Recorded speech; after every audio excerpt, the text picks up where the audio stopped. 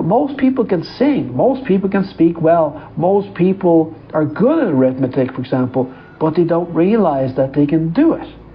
And we see this on a daily basis on the stage with hypnotism. We only have to look at stage hypnotists to see that they can take a person who cannot sing, and upon hypnosis they can sing. They can put another person under hypnosis and they can remember the colour of their bedroom when they were 5 years old and so on. Why is this the case? It is the case for either one or two reasons. The hypnotist either bypasses the repressive process in the case of forgotten memories, or he bypasses the deflection of experience, in some cases earthing sudden abilities in the subject. If you have clicked on this video, you probably want to become more aware and more empowered and more capable of effecting creative change in your life.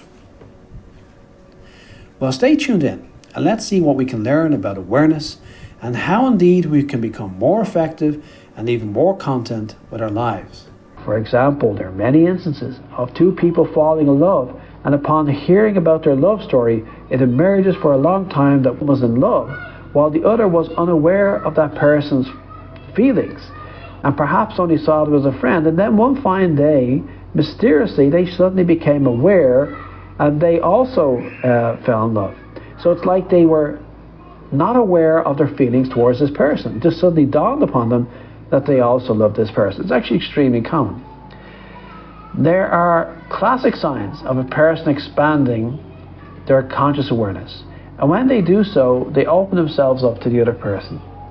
They become open to each other, and either love, or in some cases friendship or mutual respect, opens up in them.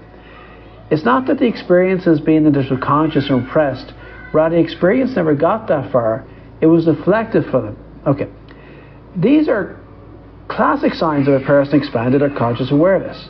And when they do so, they open themselves up to the other person. They become open to each other, and they either love, or in some cases become friendships or mutual respect.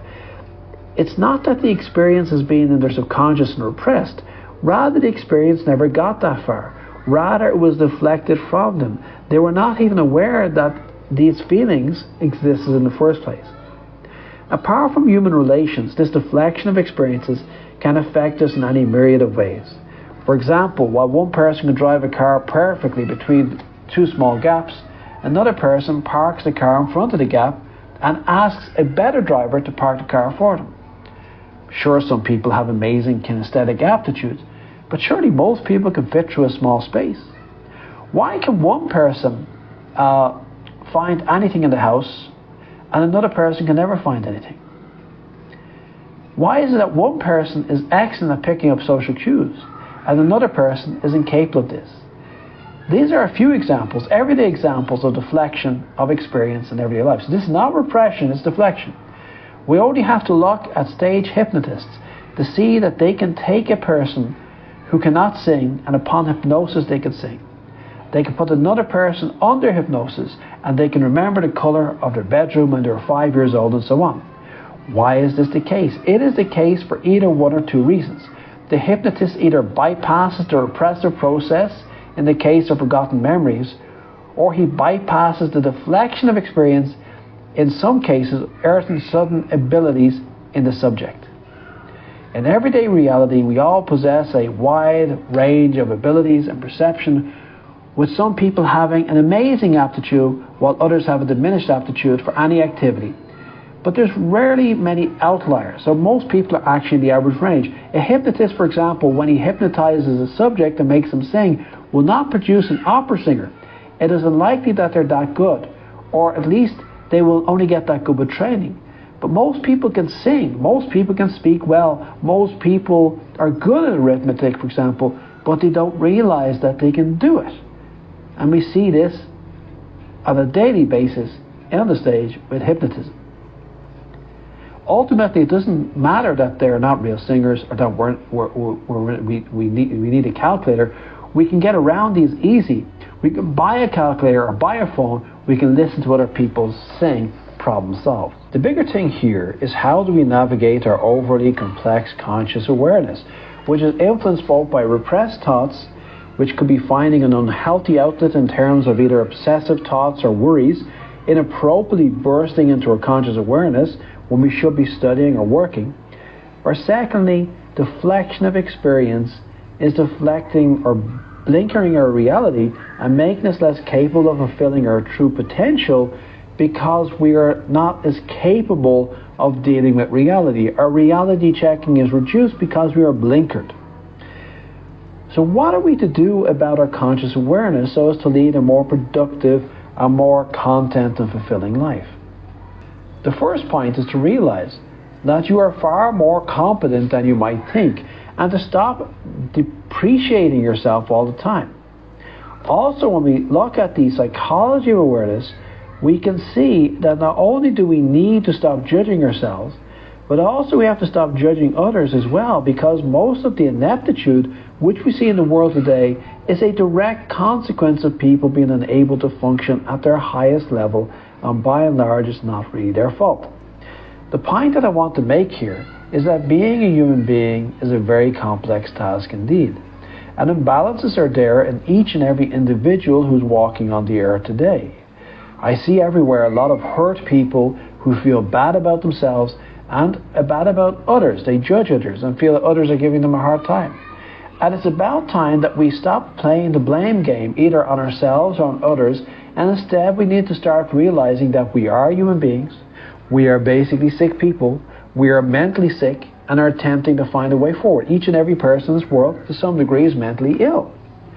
The world is a tough place, and life and society on an individual level, it's all complicated and difficult to navigate, and the blame game is not going to get us anywhere either on a collective or on an individual level. So we have to begin with acceptance, self-acceptance first and acceptance of others next. And the second thing to consider is that the narrative is determining your life, and what I mean by narrative is the stories which you tell yourself. We are all raised in a certain environment, and we are all conditioned by it, and we are programmed by it, and also by our family members, school teachers, neighbours, relatives, and society itself is influencing us from an early age. Now, this is both a good and a bad thing. It is good that the early life programming helps us to fit into society. We don't have to learn everything from scratch. We can kind of plug and play, as it were. But also, it's a bad thing here because we download a lot of junk files, as it were, another computer analogy, at one and the same time. Now, these junk files affect us negatively in two ways. Firstly, they provide us with limiting beliefs, some of which reside in our conscious mind and some in our subconscious mind. This conscious mind we know about, but the subconscious one we do not know about. Carl Gustav Jung, the famous Swiss psychotherapist, would label this as a shadow self, the shadow being all that is affecting us, but we do not know about it. So it's difficult to work in that which you cannot see. Secondly, it limits our perceptual range. We become unaware of that which we should be aware, and this is a real problem. We are blinkered. We are not responsive enough to deal effectively with our various life challenges because our reality checking is off, and we're full of cognitive dissonances because we're trying to work within this blinkered state. So we have to begin by accepting ourselves and others, and next we have to work on becoming more aware of ourselves. Yes, our secondary awareness may be lacking because of deflection and to some degree also repression.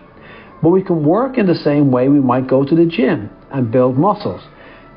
We can also beef up our intrapersonal muscles. We can get to know ourselves better, and while we may never get to a true picture of ourselves, an objective picture of ourselves, we will make some progress along the way.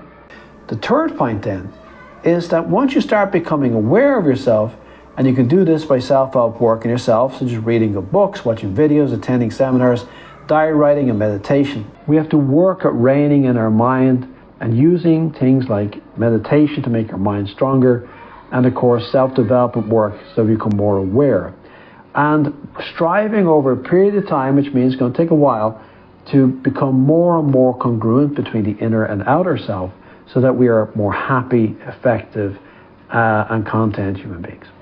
I hope you like this video. Please like and subscribe if you do, and I'll talk to you next time.